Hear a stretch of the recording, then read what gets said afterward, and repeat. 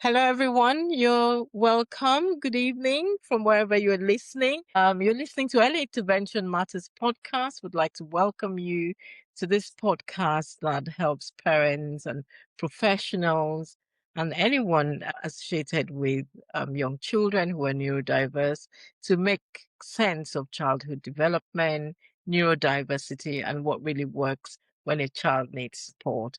So I'm Dr. Inyang Takon. I'm consultant neurodevelopmental pediatrician. I'm the host of this podcast. We've been going on for the last 5 years, and we've really had some excellent guests on this podcast. Today, I'm really fortunate to have Dr. Albert Bramand. I met Dr. Bramand on the Podmatch platform, which podcasters LinkedIn and network and the community of podcasters. And I was very impressed by his profile and the great things he's doing. I was pleased to see that, we could have him join us to share all the great things he's doing. So thank you, Albert, for accepting to join us today and welcome. Thank you for having me on. Thank you. Thank you so much. We're going to have a lovely conversation today. Absolutely. I do have a background in psychology. I have a PhD in psychology. I've been a college professor and a talent agent for over 20 years. I teach psychology classes, child development, lifespan, personality development. And I've also been working as a talent agent. I represent actors in New York City area for film, TV, theater, commercial, print, and voiceover. I've been doing that for 22 years. And through that, both of my experience as a professor and as a talent agent, I've come to realize how important mindset is and how important that all of the mental dynamics of a performance kicks in. And so that's been a really strong focus of mine lately in the past like 5 or 6 years has been really how do people maximize their own performance? How do people get in their own way? And so one of the areas that I've become studied immensely was self-sabotage. And how that all plays into things, and so I've been really in that space for a while because I noticed when I first started acting as a talent agent, the one thing I noticed was how many actors were self-sabotaging and how many actors were getting in their own way, and I've seen it even with the thousands of students I've worked with over the years.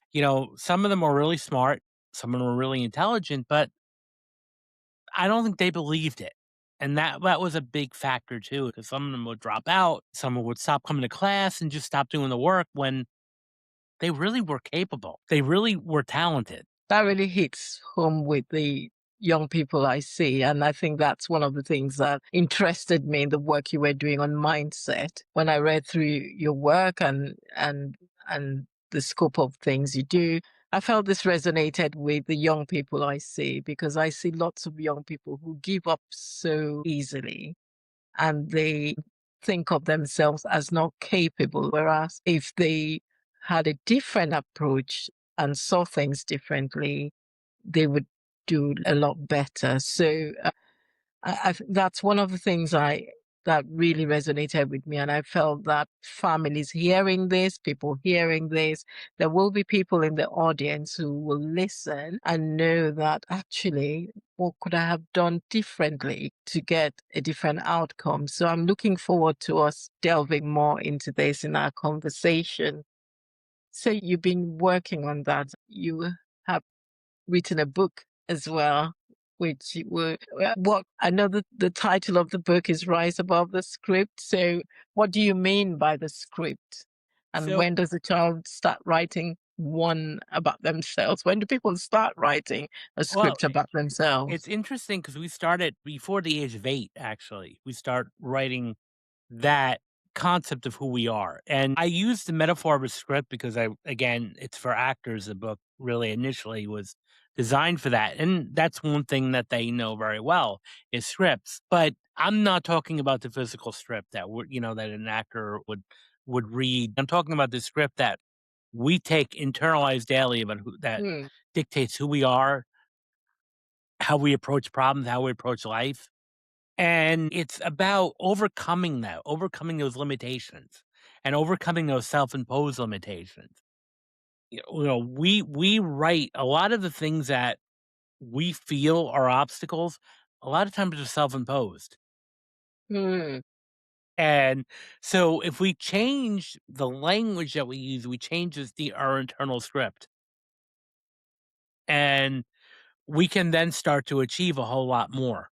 When we get rid of those barriers or those limiting beliefs that maybe we borrowed from our parents or from our previous elders or previous teachers that we just Mm. sort of just internalized. And also, one of the things that I've learned about when it comes to memory, when it comes to processing and perception, is we can very often hear a message from somebody else, and Mm. then it gets filtered in our brain and in our mind in a different way. And what matters for me most, for most coaches, is not necessarily, I mean, the message, of course, the actual message you received is important, but what's also important is what filters did we use to get that? What filter did we, interpret that? Because very often, if you look at a lot of people that get into arguments or miscommunications, very often what was said often may not always meant what was, the true meaning of that. It was a misunderstanding. And that's how things can happen. And we can internalize, remarks we hear from teachers, from parents that now maybe in reality they probably didn't say it the right way or the correct way. Mm. But yet we internalize it a completely different way.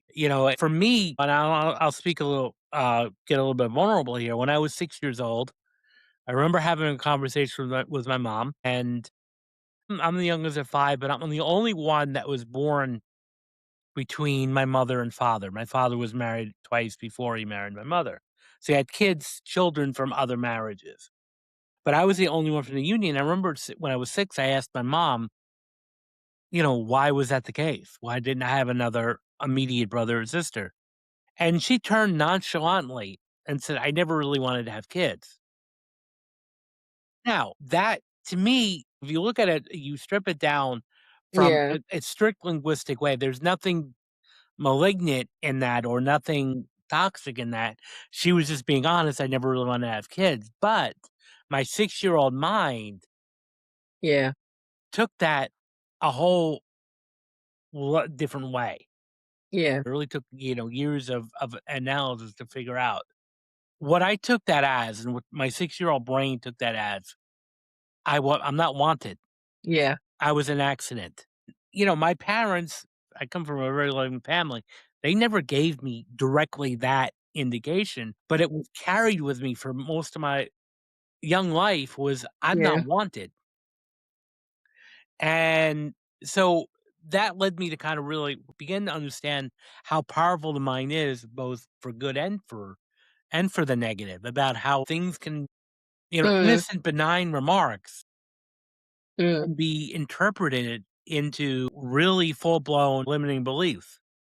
So it's important that when we talk to the young or we talk to those that are at a certain age, that we be very explicit and monitor the language we use because inadvertently we could be setting up limiting beliefs. And every parent has, good intention. Every teacher has good intentions. But if they don't work on their own limiting beliefs and their own trauma or generational traumas, Mm. You can transfer it's it. going to transfer it very easily down Yeah.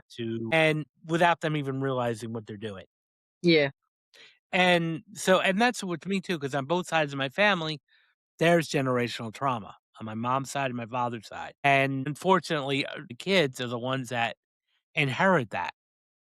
Yeah, that's really true. And for our audience listening, I think this is a very important fact that Albert has mentioned. Many times we're not intending to do these things deliberately, but if we haven't dealt with those things that we've experienced along the way, we transfer it to a young child, and you can imagine that your 6-year-old self looking at the world in a different way took on board what was said and interpreted it in another way, despite the fact that there was nothing physically to suggest that your parents didn't love you.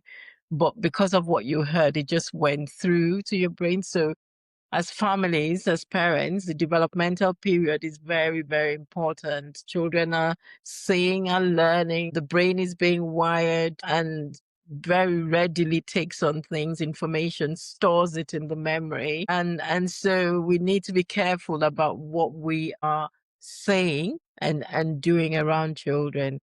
It brings me again to my own work where children with neurodiversity, ADHD, learning differences, they experience the world in a different way. And some of them, before they get their diagnosis or people know exactly how their brains work, would have experienced a lot of rejection, negativity, both from peers and adults. And that kind of internalizes with them as well.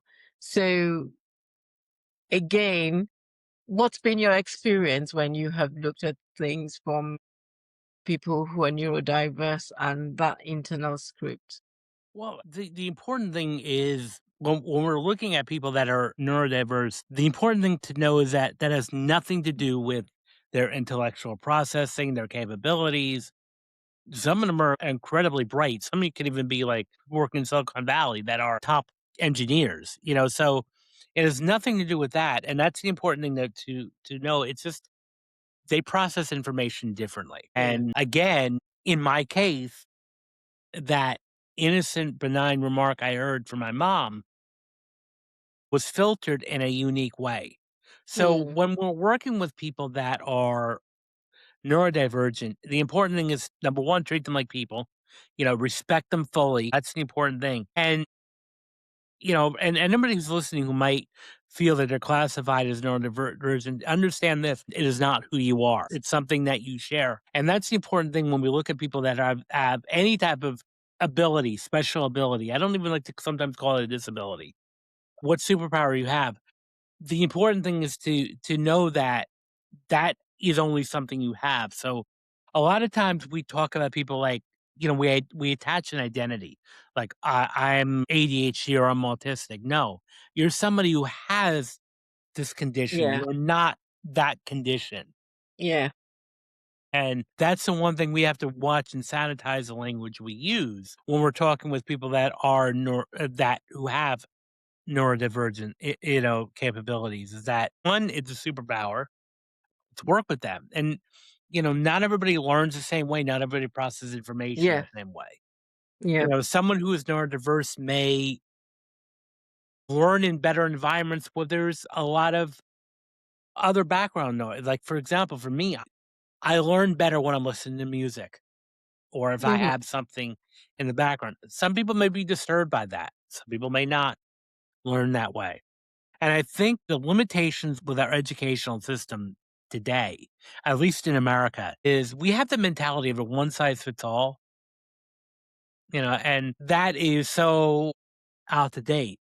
What may have worked 50 years ago is not working today, Yeah. and not working. Now, I'm a product of the 80s and 90s. I was in elementary school in the 80s and high school in the early 90s. And it's changed a lot now, the landscape. So the important thing is when we're working with people that our different ability, we have to adapt with the times and tell our approach to an individual. Every person is an individual. They have their own unique way of processing information, sensory information, knowledge, and respect that fully. Everything.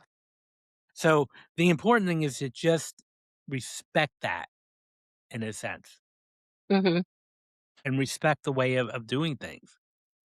And it's all about really just at the end of the day, looking at each person as an individual. Absolutely. Thank you so much for that. And I think that's one key message I would like to stress again is that people have differences, and those differences is just the way their brain works and the way they see things. It doesn't take away from the person they are. They're first and foremost a human being like every other person. And I like what you have stressed that, this is not an identity.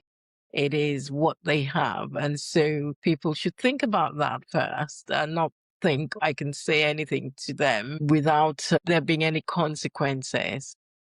Let's go back to this self esteem issue and the self sabotage issue. So, How do you recognize that? How do you recognize what are the first signs that you see? Well, when it comes to self-esteem, there's two extremes, and I talk about this in my book in detail. There's two extremes. There's low self-esteem, which is again global self-worth. You don't view yourself as worthy or deserving. And what'll happen then is you won't apply yourself. You won't try.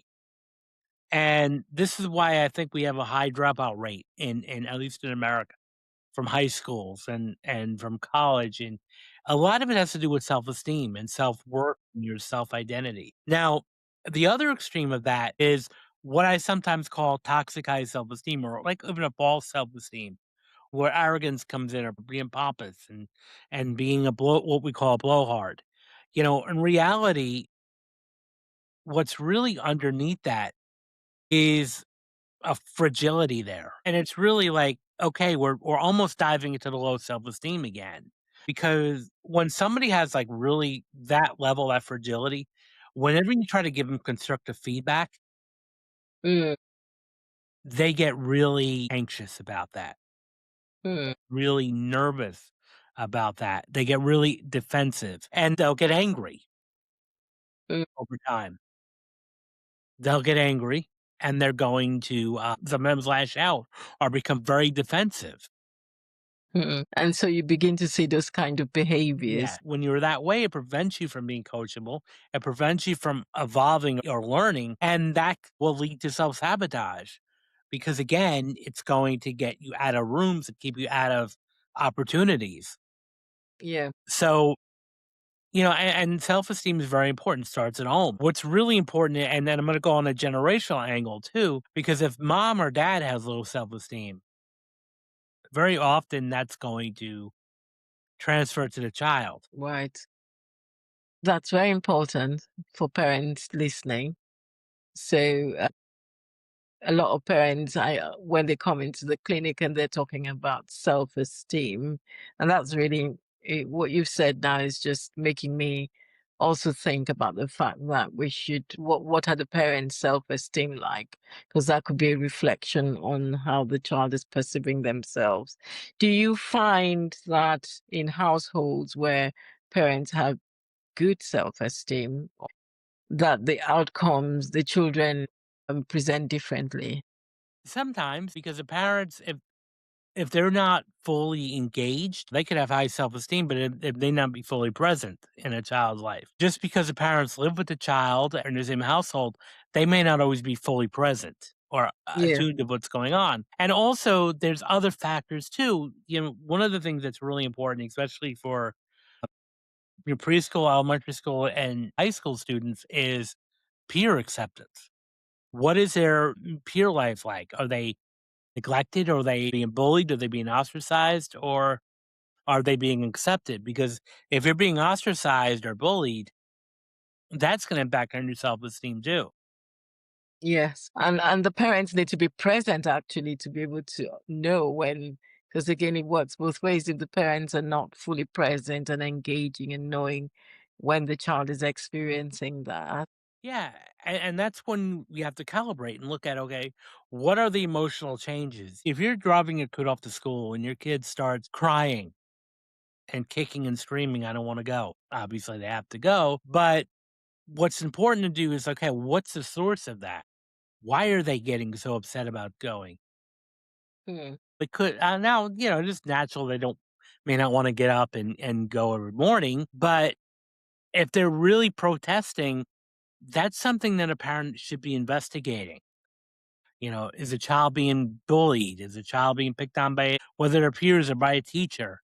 What's going on here? Because, yes, again, school may be sometimes an inconvenience, but at the same time, it shouldn't be a source of major distress, and Yeah. that's something that I would encourage a parent to do is, okay, now you need to start having some honest conversation with the child and even with the school officials. Okay, what's going on here? What's happening here? Mhm. What's really important, and I know it's difficult with parents working, but what's also critically important for child education is for the parents to be involved in the Yeah. process, having regular communication with the teacher. having regular communication with the school administration. That's one of the keys for success in school is when you have involved parents. And again, I know some parents would say, but they work full time, but then there's email now. We have a lot of online tools now where you can communicate Yeah. with the teacher and with the administrators.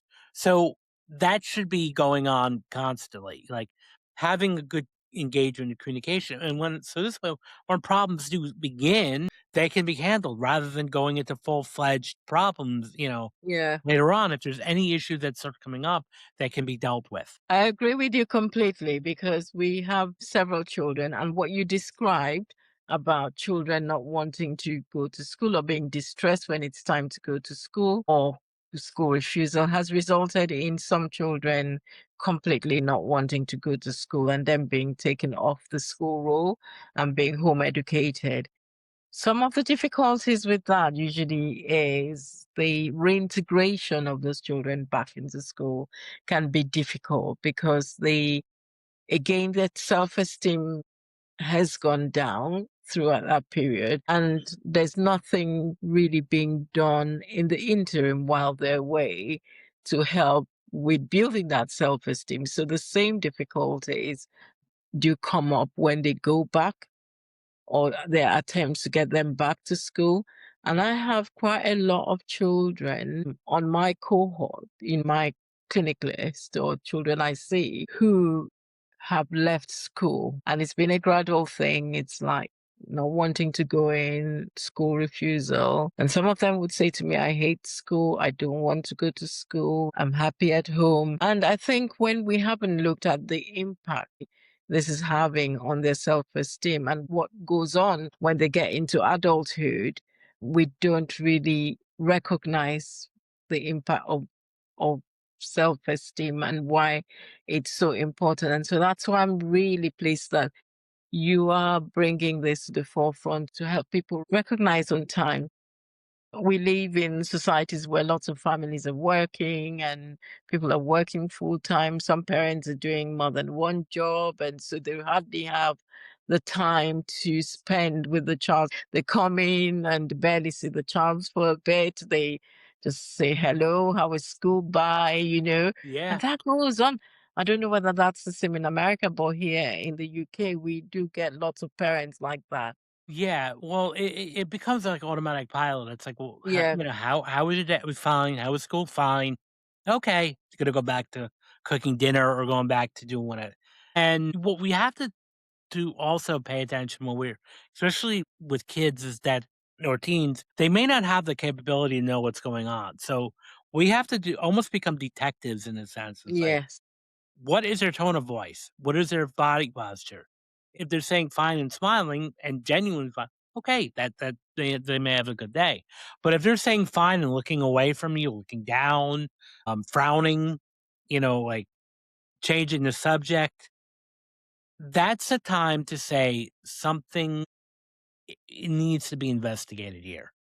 yeah, Something needs to be addressed here. Something is missing here. And that might mean as a parent, you have to take time out of your schedule and work with the child, figure out what exactly is happening here. And they may not want to talk about it initially in the beginning because they're embarrassed, they're ashamed, or yeah, they feel it's their fault. Because a lot of times when especially when children are bullied in school, it's very often perceived as this is who I am, this is my fault, nothing can change. yeah. And so that has to be addressed and has to be talked with immediately. And that's going to require a little bit of extra engagement as a parent. Okay, what fully is going on here? Yeah, Because again, okay, not every child's going to want to get up every morning and go to school. Granted, but at the same time, if they're protesting, wanting to drop out, wanting to quit school, there's something going on. yeah, Which you have to sometimes read between the lines and investigate and be on top of that. What's the reason for that? What's the source of that? yeah. You can't achieve that when you're I remember when my kids were younger and work was extremely busy. My husband was working out of town, and then I would rush home, and you have all this work laid out in front of you to do, and you just ask the kids how was school today. You ask them in a very quick way just to find out how things are. And I did have to take some time and reflect and think, actually, if I've spent the whole day at work and then I've come back and I'm not really giving that time because of the pressures of work, and I'm actually robbing them of their own time, And I think as families, we have to take time and spend that time with the children to actually engage.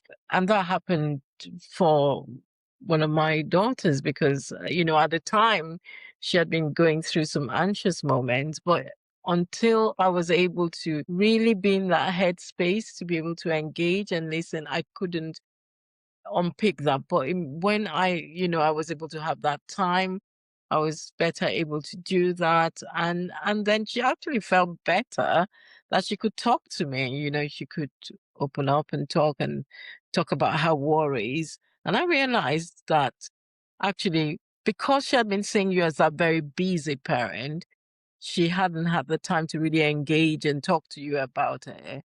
And that was one thing that struck with me, that we need to make time to actually engage the children and catch those signs early. Yeah, the earlier you catch those signs or anything, early intervention is always the best in any context. The Yeah, earlier you can intervene, the more positive the outcome will be. The yeah, more smoother the outcome will be. But early intervention is key, and being fully present in the child's yeah. life is extremely important and vital. I know we've talked about what would you call healthy self-esteem? Well, healthy self-esteem is just having, global self-worth in a sense, just being fully there and present in a sense. That's what I would talk about with healthy self-esteem. I would just call it, as it is, where you value yourself, but you're still humble. And humility is important. And when I say humbleness, I mean, I'm not perfect. There's no such thing as perfection. We can always learn, we can always adapt, we can always improve, but at the same time, it's also appreciating what I've done and being able to be proud of myself. And it's important for young people to be proud of what they've done rather than always looking for the limitations, because there's plenty of imperfections in everybody. And if we dwell on that, that's all we're going to be focusing on. Now, we have I guess you could say propensity, because if we look at evolution, we have what we call negativity bias very often, and that's designed to help us survive 100,000 years ago when we were on hunter gathering days, when we were pretty much not in the civilized population. There were daily threats to our survival, whether it's large animals, other tribes, weather, disease. We had to fully be engaged and vigilant over anything that didn't go right, or anything that didn't look right, anything that looked out of place. Our brain was designed to keep us alive and do that, and it does an amazing job of doing that. However, it may not be applicable today, because even though we're in 2026, we still have a brain that's still in that 100,000 years ago mindset sometimes, where it's, I need to look for the negative. I need to pay attention to the negative, and that's all I'm going to focus on. And so this is what having healthy self-esteem is. Sometimes when you're training your brain, okay, I will deal with what I need to deal with, but at the same time, I'm also going to be looking at the positive too in every situation, rather than be focusing on the negative. Because, and I'll use this from a teaching example. Being a college professor, usually at the end of the semester or the end of the academic year, professors get evaluated by the students. They're all anonymous. We get a chance to view them. And I can tell you that's quite humbling, Yeah. because I could be in a class of 25 students, college students. 20 of them can give me a glowing evaluation. I get a couple of neutral, and then maybe, two or three that are scathing or really critical. Now, my reptilian brain is going to naturally be focused on looking at those two or three that are negative and dismissing the other 20 that were glowing. Yeah. I'm now focused on those 2 or 3, and I'm not saying that we shouldn't be, but what I'm saying is we need to also celebrate the good. And when we have healthy self-esteem, we have better filters on our mind and operating through our day. When I say filters, like the glasses we wear, we see the good and the bad and the negative. Now, if we have low self-esteem, we're going to look for everything that what goes wrong in our day, every little thing, and every Mm. little thing that goes wrong. I will then, if I have low self-esteem, I'm going to go right to those negative evaluations and let that ruin my entire Yeah. month and forget about and I almost dismiss like, oh, they were just trying to make me feel better. The 20 that wrote me. Oh, they were just being nice. And I'm negating the good things because we have Yeah. that filter. And so a lot of times we tend to, and I always say this in coming from a neurolinguistic standpoint, when we're operating in a mindset of limitations, we tend to delete, distort, and generalize. Yeah. So we delete the good things, Mm. we distort the bad, like really, this is like the end of the world type of thing, and then we generalize. What we're not doing is that all we don't realize that this is all self-imposed. Yeah. And so when we go these deletions, distortion, and generalizations, we're filtering the world in a negative way. Mhm. So we're negating a lot of stuff. And the important thing to really grasp is these are issues that we need to be dealing with and working with. And so that goes about what you were saying with the self-esteem thing. This is why all of this is so important. Yeah. It's true. Now, some parents try to overprotect their children. So when children are going through rough patches and or some parents anticipate some difficulties and they step in to overcorrect or overprotect the child from failure or sometimes under explain things. What do you think about that? And is there a psychological cost Yeah, of this behavior? absolutely. I mean, every parent wants to protect their child and be the perfect omnipotent parent, the one that is knowing and can protect. The important thing though is we're also human beings at the end of the day. And every human being is going to experience disappointment, failure, Yeah. sadness, rejection. And we can't shield a child from that because if we work too hard to do that, then you become what's known as like a hovering or helicopter parent, which is going to actually do more damage than good. Because then when a child becomes older and becomes an adult and they experience the disappointment or the rejection or something not going our way, that adult is not going to be capable Yeah. of having the resources to cope with that. So you're actually doing a disservice. Yeah. And this is why sort of like even when it comes to like we're teaching child rules, like if we're playing games with children, this is going to sound counterproductive, but I always feel like as a parent, obviously, if you're playing with a game with a child, I wouldn't be competitive. But at the same time, you may not be helping them if you let them win all the time. Yeah. Because again, when they play with other children, they're not going to win all the time. Yeah.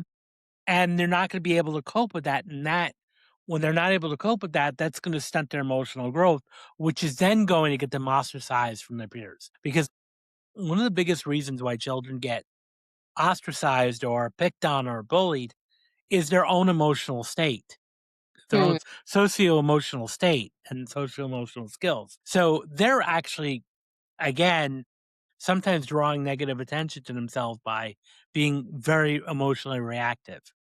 Mhm. And all of this comes under what we call like emotional intelligence. And it's about Yeah. teaching the child, again, understanding that there's going to be consequences to things and there's going to be disappointments. And this is why it's important for parents to coach their child's emotions rather than dismiss them. Yeah. When I talk about coaching, and as a parent, sometimes we're afraid when children are going to be disappointed in us. We're afraid to have our children get angry. That's part of life. Yeah. And the important thing is not to be dismissive of it. Obviously, you want your child to be respectful, but at the same time, Okay, you're upset about this, you're mad, you're angry. What are you gonna do about it? How are you gonna work through and working Yeah. in coaching a child Yeah.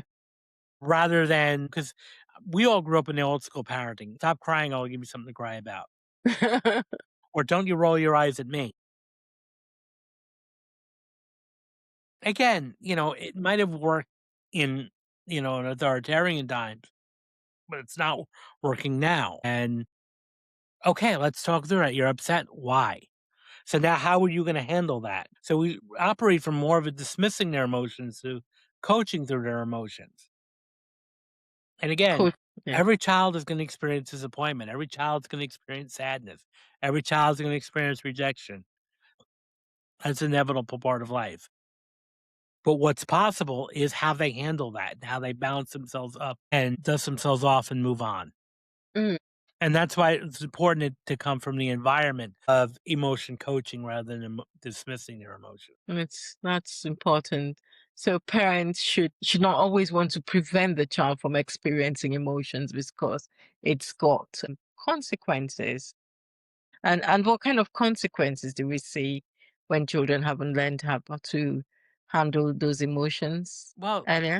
they're gonna be bullied. They're gonna be, ostracized, looked at as outcasts, and that's gonna perpetuate the issue. That's gonna stunt their emotional and social growth, and even their cognitive growth. So they're gonna stop trying applying themselves in school, and therefore that you're gonna now have a mental health crisis in your hands. That's why a lot of depression rates and amongst children and teenagers is skyrocketing. In the 80s and 90s, we never really looked at children as being depressed. If we heard about that, we would think, "Well, what in the world could a child be depressed about?" It turns out that there's a whole lot that he can be depressed about, and valid reasons. So, the important thing is that there's, a big cost is later on. And that's why, like, if you look at mental health practitioners, unfortunately, the job market is we're never gonna be out of work. I know that sounds a bit cynical, but it's true, because if you think about with all the crises that are happening now and the parenting mistakes and errors are fueling the mental health crisis. And I don't think it's just present in America. I think it's present worldwide. It's everywhere. It's everywhere. We've got tons of it here. We have lots of children who are refusing to go to school for various reasons. We see lots of children with low self-esteem. And I think this is one of the things that, again, I was very impressed when I was looking at your work. And so if you were now talking to me as a pediatrician, talking to an educator, talking to a parent, having to see children with these presentations there, what would your advice be? Say, The advice mainly, number one, this is going to be very easy but hard to apply. Listen, listen to the child, you know, listen to what they're going through. Talk to them. And when I mean by listen to them, I also mean paying attention to nonverbals. Pay attention to body language. Pay attention to eye contact. Pay attention to facial expression, posture. All of that stuff tells you a lot because the thing about communication is like some estimate that only 10% of what we communicate is verbal. The other 90% is nonverbal. So pay attention to communication, but I would say first and foremost, listen to the child. Very often it's natural for sometimes, especially for adults, to kind of like, oh, let me just hear what the parents have to say and dismiss what the child is saying. But the important thing is there's so much more there that's yeah, needed. So we need to pay attention to what the child is saying. Truly listen to the child and then fully engage and be humble too. And I think, especially as parents, the one thing we're programmed at least to think that we know the best and we should, but we don't. we don't. We're Yeah, winging it. You know, yeah, when every child does, there's no such thing. Like when you buy a product, you get an instruction manual. You don't get that with a child. There's no manual. There's no instructional guide. yeah. Almost everybody is winging it. Even the parenting experts will tell you they wing it too based upon what they're Yeah. seeing. And so I think if we know that we're not perfect, okay to admit that and fix what's going on. Yeah. I think that what you said is so right. And I hope parents are listening in because the tendency, and especially, and this may be cultural as well, where if the child comes and wants to communicate something, some of them are fearful about telling their parents about their emotions and things or explaining. Some of them have this fear that it's looked as being weak if they are expressing the way they're feeling. And parents who have come from a different background and a different era would say, no, what's, like you said, why are you being anxious? I've told you this is what you need to do and do. So we see a lot of all that. But again, it's recognizing, I think one thing that has come through in this conversation is the importance of, like you stressed, early intervention, picking up those things quite early and recognizing all the communication from that child. So it's not enough just hearing the child say, I'm okay, I'm fine. But does the child's behavior, body language, does it match what they're saying? Because, the child could be trying to protect you from not being worried and not going to work and all that. And they might just say things are fine, whereas things are not fine. And we have to recognize that. We have to be engaged with the child, as you talked about. We need to be present. We need to talk to the child and listen. I think listening is one thing that a lot of parents need to do better. And what about the educators, the teachers? Again, listening and it's hard. I know this is gonna be hard to do, but pay attention to every child as much as you can because they're not just a number to you.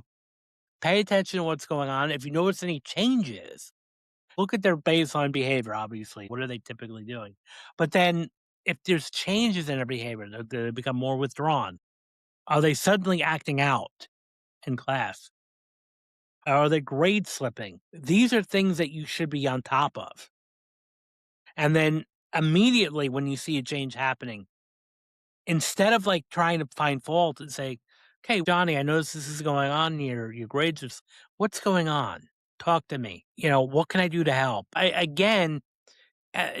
Being a detective is almost like you just have to look at changes, trying to reach out to the family as early as possible, or even employing the help of a guidance counselor in the school or a school social worker, and just trying to figure out how can we engage with this learner. And it may not seem this way, but students really respond well when they know or perceive that the teacher cares for them. Yeah. So I think noticing when there's issues immediately, any change in behavior in a classroom, notice it right away. And even with like acting up in a classroom, of course it's disruptive, but it's important to not look at that as defiance. That may be a cry for help. That might be an indication that something is wrong at Mm. home and they're looking for attention in some way. They're Yeah. not being necessarily defiant. The act may be defiant, but their intention is to get attention. So what's going on here? Yeah, that's really interesting. So, with your clients, the people that you work with, what does your work involve when dealing with? Well, as far as an agent, if they're just my acting client, I perfectly okay with keeping boundaries and I do that. I'm not gonna sit here and say, let's talk about your emotions when I'm just there to represent them on their career. That's something that has to be utmost respected. Secondly, what's also important when it comes to working with someone who has limiting beliefs or they don't believe that they're worthy. One of the emotional complaints I get a lot from actors or a lot of concerns is they're thinking about quitting the industry or leaving the business. And the important thing is to know, okay, let's talk about why you're doing this. Yeah, Okay, why you're doing that. So, and that's the important thing to do there too. Is why are they doing that? So I think the important thing is to, especially when someone's dealing with self-doubt, which is one of the things that will come into anybody wanting to leave a certain field as they have doubts about their success, is to do an audit. What is your success factor? How are you succeeding? What exactly are you going for? So that would be something that I would really focus on in a sense. Okay, what's your past successes? Because going back to what I said earlier in our conversation about the deletions, distortion, and generalizations, we tend to downplay everything we've accomplished. Yeah. And when you actually require or ask someone to really look at what they've accomplished, a lot of people are even generally surprised, like everything. Yeah. Wow. So I think that's the first thing is let's take a stock in inventory of what you have accomplished. Now, if there's still like areas where you feel that you're lacking in, okay, let's develop a plan of action. What can you do today? And what's one thing you can do each day to get yourself closer in that area so that you become knowledgeable in an area, so that you grow in that area instead of worrying about like, well, I'm limiting in this area. So the important thing is when we're having that conversation is let's focus on where you can grow Mm. and let's develop a plan for that, a game plan for that. Because again, with being humble is knowing where, what we need to improve on, but also at the same time celebrating our past successes and wins. Yeah. I think you've hit the nail on the head that many times because of how we're so clouded by what is not going well now, Hmm. we forget about all the successes that we've had. Absolutely. We forget about that because we're so focused again, maybe that negativity bias, Yeah. that I mentioned. We tend to be biased on that, looking for the negatives. Yeah. And do you think social media and stuff has contributed to this low self-esteem? Absolutely. And I've always said that social media is a double edged sword. What I mean by that, there's positive and negatives about it. The one thing again, it really keeps us engaged worldwide. And I think it was one of the saving graces during the COVID pandemic Yeah. where we were all on lockdown, being able to still engage with people. However, though, excessive use, especially for children and teenagers, can limit and lower their self esteem. So, doom scrolling, what I mean by doom scrolling is like sitting there for minutes and hours, scrolling on your Instagram, scrolling on your TikTok, and scrolling on Facebook and all of that. What you'll start realizing is you'll see these other successes, especially for other actors or seeing all these things that actors that are booking. And then you're thinking, well, where's my success? And you start to feel like, well, I'm not really measuring up. And it's been demonstrated in several research studies that there's a correlation, a relationship between the amount of hours that one spends on social media and the amount of depression. So if you spend a lot of time on social media, there's a good chance that your stress level is going to be increasing because if we want to say if the AIs or the programmers are designed to keep you on that platform and Yeah. engaged. And that means showing you some really strong material that may or may not be in your best interest to be seeing at the. Yeah.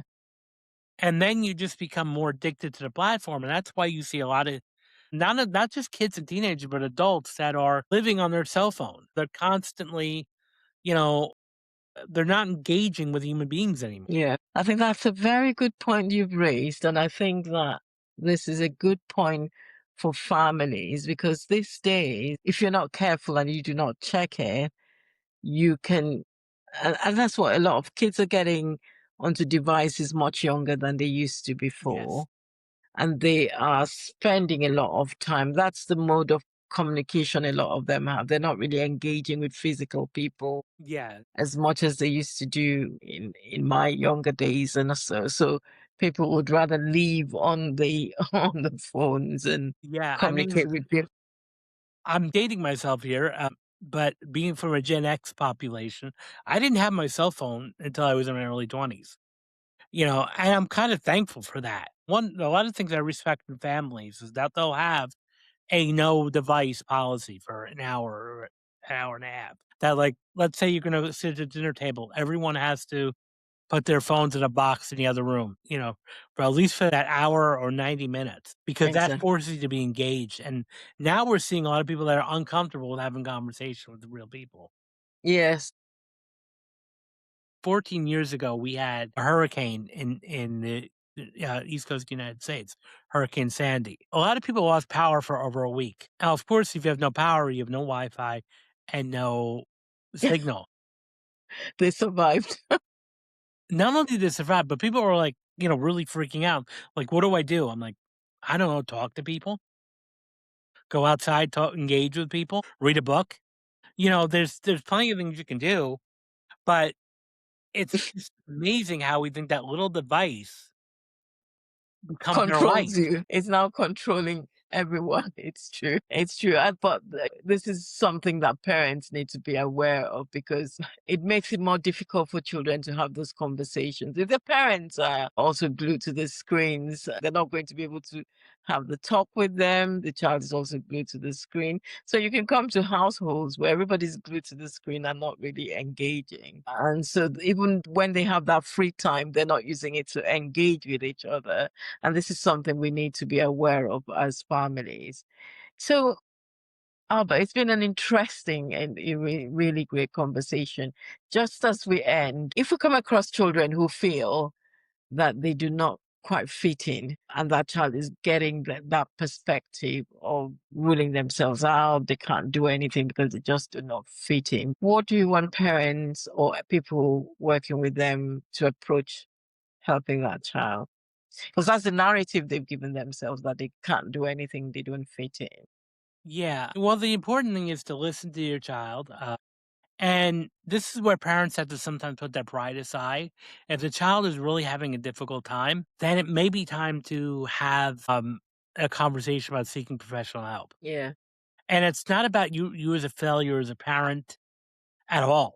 As a matter of fact, that's actually a strength to know that you can't do this alone. So maybe getting that child professional help, but they need it. A counselor, social worker, psychologist. Yeah. And that's part of intervening early. Don't wait for it to go on for a long time to the point where the child Yeah, no, starts. no. And what you're doing there is you're in a sense, you're not focusing on what's going on there. You're focused more on the issue at hand. So Yeah, great. It's been such a lovely conversation. So, for our audience, in the last hour, we've been delving into the internal scripts that many of us write for ourselves and how it can start from a very young age, from children who can have this negative way of looking at things that if it's not picked up early, the way they absorb information and interpret it can stick with them, and that negative script can continue and influence the person that they end up being. So we've been having this conversation. Albert has outline to us the early signs of these behavioral patterns for parents to be very present, be aware, not just listening to the words, but also taking on the nonverbal aspect, the communication. Because if children are telling you one thing is fine, but they don't look like they're fine, they don't sound like they're fine, and they don't act like they're fine, then you should know that there's something wrong, and how you tackle that, how you engage with the child, listen to the child, try to find out what's going on, being present. And I liked what Albert was explaining about being present and actually physically being present and listening and being humble.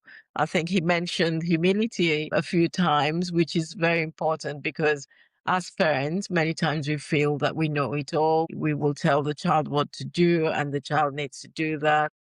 So it's very important that parents are humble enough to recognize when things are not going well and listen to the child's point of view. And he used emotional coaching as well, which I felt is a really good phrase, emotional coaching. Again, it's about helping that child to be able to experience those negative aspects, but not writing their story based on that negative experience, and letting the child know that in growth in life you would encounter negative points, but it's how you get through it. And I think this is really important for parents because some of us are overprotective. We want to be there and prevent nasty things or bad things from happening. We preempt that. But what happens is that child hasn't really had the opportunity to experience how to do it themselves Mhm. when they're alone, and that usually causes a lot of problems. And in the UK, we have a problem with lots of children being out of school, and lots of children being fearful about going back to school. Some may have been after a negative experience. Some may truly be because of significant difficulties that haven't been dealt with. And as we know, there's a lot of children with anxiety, depression who are out of school, but how are we helping in addressing this? And Albert has also talked about seeking professional help. So, as parents, there are times when we do things and we get to the point where actually the child needs professional help. And early intervention is always the best. It's better to seek that help for the child because there's so many functional adults now who have had difficulties and blips in their early childhood or when they were younger, but it's the help that they got that saw them through. So it's been a brilliant episode. And, I'm just so thankful for the work Albert is doing. I think when we started, you started by saying there are lots of people who are very capable who end up not doing that. Right. So, Albert, how can our guests find you? Because I'm sure many of them would want to, I saw your book and I said to myself, I'm going to get that book for somebody because I could think of a couple of people who could do with reading that book. And I've seen that in some adults where the negative scripts that has been written in them has kind of followed them through. I know of people that I'm definitely going to get that book for. Yeah. So where can people find you? So you can find me, on my website, albertbramante.com. You can also find me on like LinkedIn and under Albert Bramante, or on Instagram. And I would really encourage you to reach out and love to have conversations and also get my book on Amazon or audiobook. Yeah. So it's available on, is it just audio? Is it audio No, and there's audiobook, there's ebook, Kindle, as well as a hard copy. okay. Okay. All right. And for our audience, what's the title again? It's called Rise Above the Script, and it's confronting self doubt and mastering self sabotage for performing artists. Thank you. That's a fantastic book. Thank you so much for the time. We really appreciate it. And yeah, looking forward to more of your work as well. Well, Yeah. and thank you so much for having me on here. Yeah. Thank you. Thank you.